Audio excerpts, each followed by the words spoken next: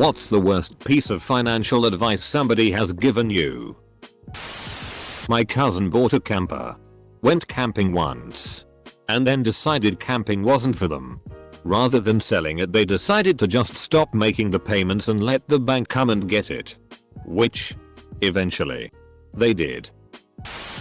When my mom said that she will hold my money for me as a kid, just get it at Rent-A-Center. I had a co-worker that got pretty much everything there. It's only $20 a week. They'll replace it if it breaks. $20 a week for how long? Oh cool. So you're paying more than double for it? Got it. My aunt took me to a car dealership when I was looking to buy my own first car. I was looking at the clunkers I could afford. But she said I should be looking at the new cars. She said, the total price doesn't matter because you make monthly payments. I suddenly understood too well why she had always been so financially unstable. So when I was 24, I was financially struggling. I had a job that worked me a lot of hours, but only paid me $10 an hour. My parents talked me into buying a brand new 2004 4-door Honda Civic. The pre-interest price tag on it was about $25,000.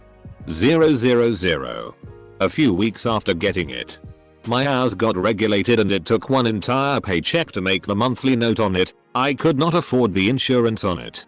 I very quickly realized my parents were bad at money. A relative tried to recruit me into Amway. He wound up stuck with a garage full of their products.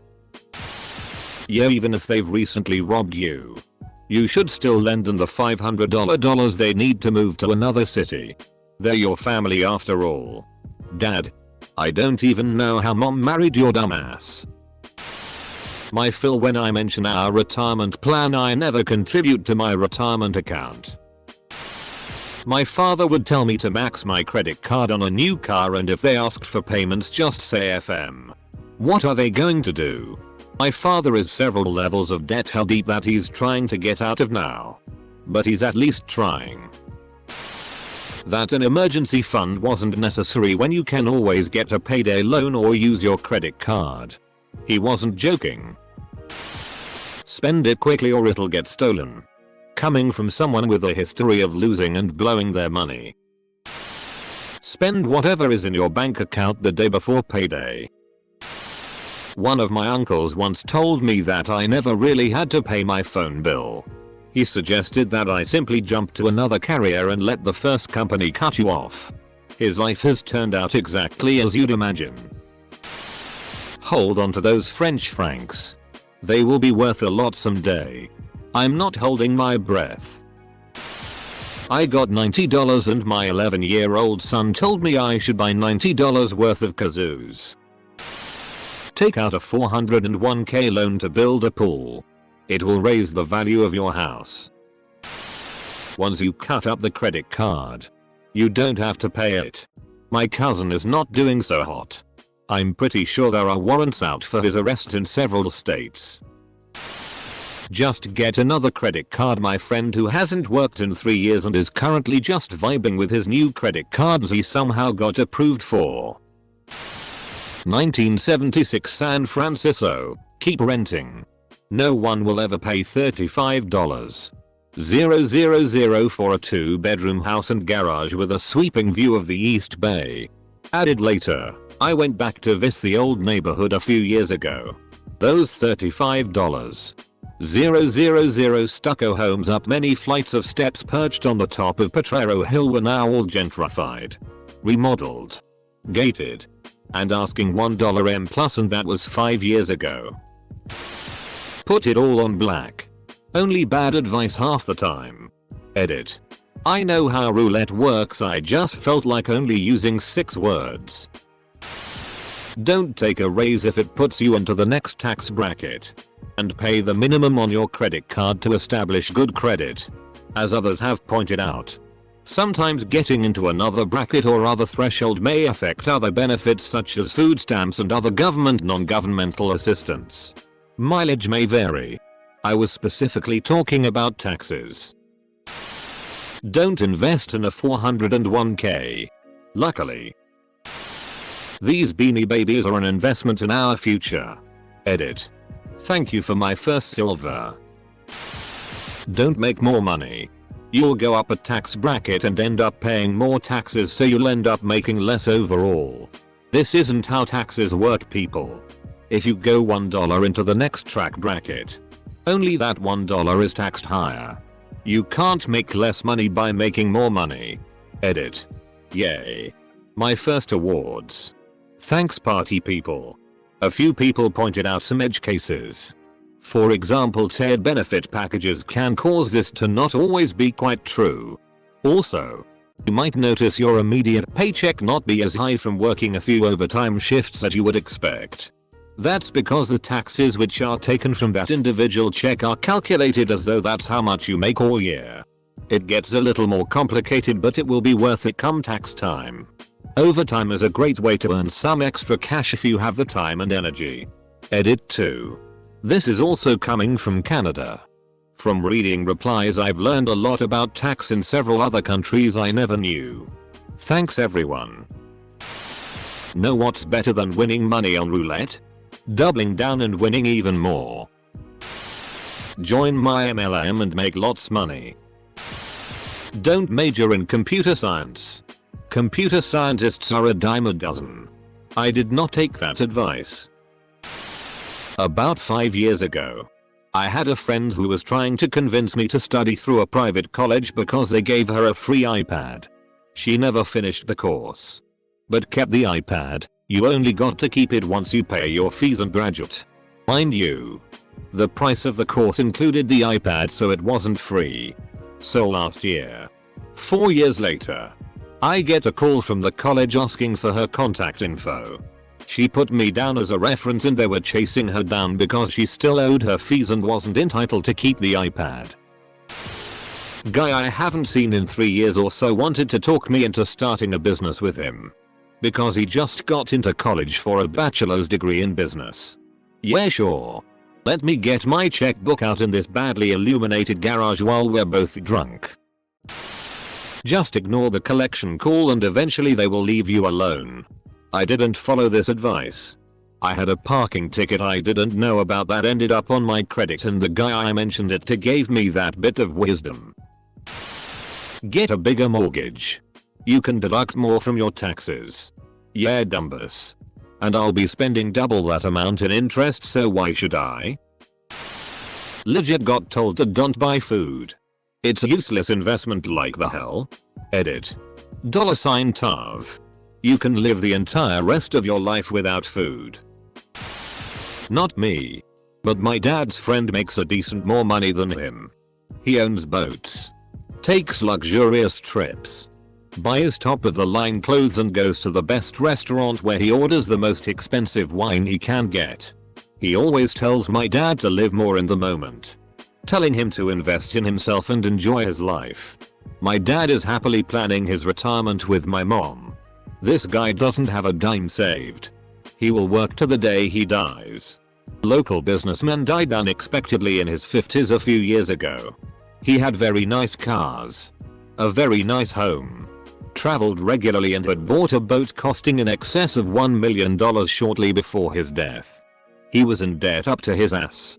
His wife was blissfully unaware of the financial situation. Everything she tried to sell was encumbered by more debt than it was worth. The boat cost her $200,000 to get rid of. She was essentially 55 years old with no money, no home and no marketable skills. He had made millions in his life, but spent millions more. Incite me to go to a real expensive restaurant where you can spend easily $250 without drinks at a time. I only had $700 in bank account and had not paid for my car, groceries and stuff. Because come on, we only live once. How about we only live once on your dime then? Since you feel so passionately about it. Because I'd like my one-time living to be long and secure. Don't go to community college. You'll never get a job. Instead apply at X and X colleges. My grandmother, aunt, uncle, and cousin all told me this. And I really considered their advice because my parents really didn't give a shit what I did.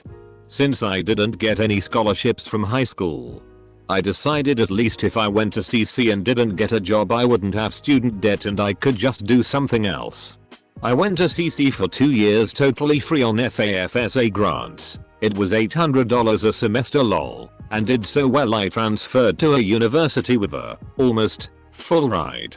I am now a semester away from graduation with a job lined up and all of 4k of student debt which is likely to be forgiven anyway. First year out of college. Working for a financial advisor. And he tried to convince me to put 5% down and buy an apartment in Chicago. It was the summer of 2007. Had a professor in this kind of bootleg college. He clearly took the job as a favor. He was some Wall Street type. He said he doesn't get why students who are young and have no assets don't just borrow a shitty ton of money to pay for college. Then declare bankruptcy. Since they have no assets anyway. Aside from wrecking your credit. Student loans are dischargeable by bankruptcy. Let's go to the casino and double your paycheck. Someone gave me the great advice to take out a loan to pay off a loan. I didn't listen to this advice. They are now as you acute 80. 000 dead I am not. Edit. Not in a refinancing way to save on interest. It does make sense though if you're replacing a high interest loan with a low interest one. It's not really paying off the loan as you will still owe the same money to the bank or another bank. But over time you'll end up paying less interest on it. I'm sick of being poor. You just got your scholarship. That's so much money. You should totally buy a Wii. My dad in 2008 don't invest that $1,000 into Apple. My dad in 2012 Tesla is a pipe dream. Stock won't be worth the paper is printed on. What's the next thing he doesn't like? An uncle told me I should rather spend my money and enjoy life because you only live once. Rather than save your money to build up a retirement fund. I am now in my 50s and see zero Rona unemployment has devastated the little bit of savings I had. Should never have listened to Uncle Jarvis. Not me. But my roommate wanted his girlfriend, someone he admitted couldn't manage money well, to get a credit card so that it would teach her financial responsibility. It sounded like she was being set up for failure. Making someone get a credit card who is already bad with money is just a recipe for future debt. 6/10 things on our Wall Street bets are the worst financial advice I've ever gotten. And they would agree with you. Keep it Turkish liras. My ex, in his mid-20s and lived at home with no expenses, went out of the country for 2 weeks with a budget of $2,700. He was real proud of his breakdown. $1,000 credit available on credit card A. $1,000 credit available on credit card B. $300 in available overdraft. $100 in checking. $300 in savings. I tried to explain that this is not a great way to budget for a trip. And his response was credit cards are meant to be used. As long as you pay the minimum payment. You're good. What do you know about credit cards? You never use it? Don't pay off your entire credit card balance when the bill comes. Pay it slowly so that it shows your ability to pay debt over time. This will help your credit score. High school guidance counselor told me not to go to a state school for college. Reasons were 1. I was the valedictorian so I could do better. 2. If I wanted a good job after school I'd need a name on my resume of a more respectable school. And 3. A better school would have more networking opportunities. Yeah, so that was a f***ing lie. Now I'm in tons of student loan debt. And my first boss after college had gotten his degrees at the state school I originally wanted to go to. ETA. I'm an engineer. He knew I was going into engineering. This is from an accountant. Yo, I know. Not exactly what the question's asking. But my mom has an aunt who thinks the bank is just giving you free money when you use the ATM. I'm not trying to be mean. But does she just have an actual learning disability or impairment? An ATM is a concept most 12-year-olds would be able to comprehend. Someone told me they turned down a promotion raise to stay in a lower tax bracket. Not the worst, but a common misconception I hear is parents telling their kids to use their credit cards and keep a balance to get better credit. Absolutely false. That I'd get better credit if I let my credit card accrue some debt and interest month to month. Lease a car. Don't buy used. Lease car price, $25. 000. My used car I drove for multiple years without maintenance, aside from tires, oil, $3. Trust me, I am your mother. One time I went into a dealership and I was in the finance department talking to a junior sales manager. I was waiting for her to run the numbers. And after I came back I decided not to go through with buying the car. I told her with the amount I would be spending on interest over a 5-year period I would be better off saving it up and buying it outright. And she told me that buying a depreciating asset with cash is one of the worst decisions I could make. And that in 5 years sales managers would be replaced by robots that I wouldn't be able to negotiate with. Wish I was making this up. You should lease a car. No, not the car lease advice. My insurance agent once tried to sell me an annuity espousing all the benefits of a steady stream of guaranteed income upon retirement. Fortunately, I knew enough about the dangers of purchasing high cost, high commission, complex insurance products that lock you in for many years, have steep penalties if you need to cancel, and offer abysmal returns compared to an unmanaged low-cost index fund that I told him he should really stick to selling home and auto insurance. More like old advice that is no longer relevant. Always take cash to pay for a car. It gives you the advantage. No. Nowadays the dealership has an incentive to help you with financing. Never get a credit card. Credit cards and their proper use are important for credit rating. Without a credit history, trying to finance big items is more difficult. Some bits of classic advice stand, including save at least 10% of your income every month. Set aside 5-10% to just enjoy, fun money. Live within your means on the remaining money. And the best I've been given. When you budget for the cash you need on hand for a house purchase, for incidentals like moving and getting the house ready, double that amount because there are always going to be a host of unforeseen things to deal with. The dealership one is so true. I have brought a car by cash but wouldn't tell them that until we agreed a price. They will take a slightly lower offer thinking they will make more money through financing. Bank at TCF. Totally free checking. TSLA puts. My husband and I were looking to sell our home and buy another, and the realtor told us to put 99 dependents on our taxes so we make more. She said she had done it for years and it was fine. We left pretty quickly after that. 99 dependents. The IRS looking at that thinking, what is this? An orphanage. Definitely gonna need to buy a bigger home for all of them. I was too poor to go to college. Actually, my parents were pretty well off, but they refused to pay due to religious differences. And they wouldn't have disowned me. So I didn't qualify for financial aid or even really grants. The few scholarships I had a shot at wouldn't add up to tuition, let alone living expenses. Anyway, I took a bus across country eating cans of beans to save money so that I could attend a good friend's small wedding. While crashing on dorm couches, I met the groom's very wealthy mother. We talked a bit and she was charmed by my precocious banter. She asked where I was going to college. I gave her a very brief rundown of the situation. Maybe 2 sentences. And she just said, "Oh. You just have to go to college. Don't let money be a deciding factor." I thought about that useless advice many times throughout the years. I still hear it sometimes. At inappropriate times. Like when someone asks for spare change.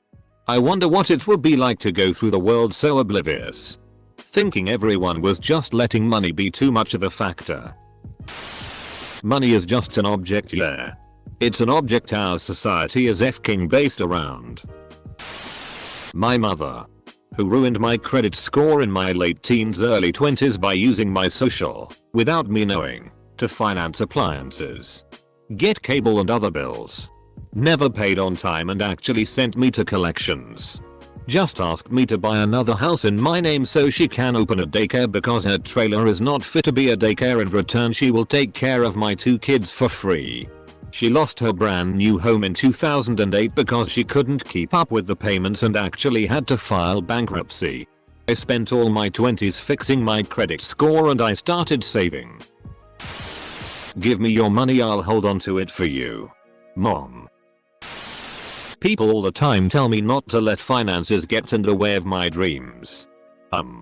Yes, I'm gonna let that get in the way. I'm not gonna dig myself $100 k deep in student loans so I can get my dream job. I'll get something a little less moderate that still makes me happy, thank you.